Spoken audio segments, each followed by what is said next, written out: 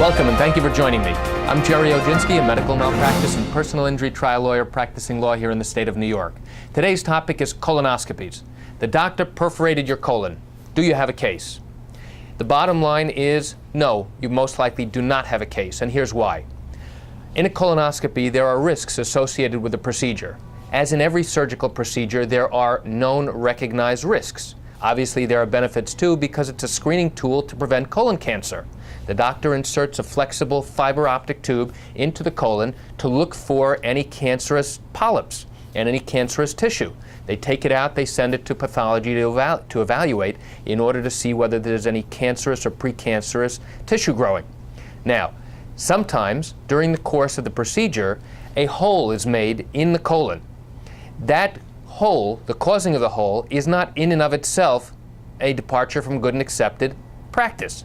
That is not malpractice. So you ask, why is it that your neighbor who had a colonoscopy and had her colon perforated, why does she have a case? I'll tell you why she most likely has a case and you do not. In her case, the colon injury was not recognized at the time that it happened. She was discharged after the procedure and went home.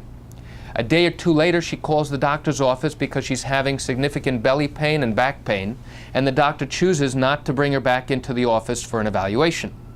That's mistake number one.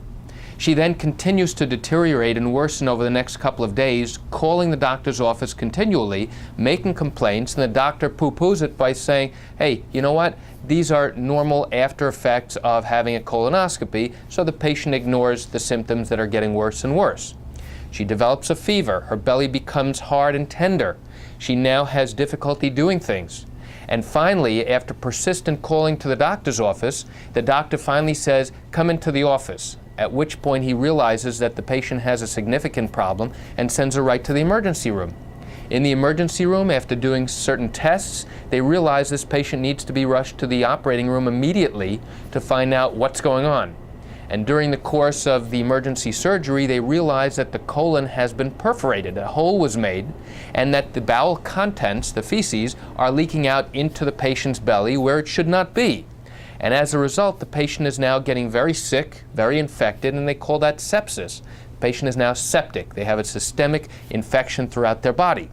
They have to be placed on heavy-duty antibiotics in order to fight off the infection.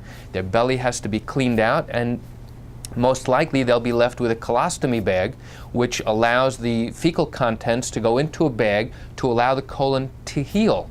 And many months later, she will have needed to have that procedure reversed so she no longer has a colostomy bag.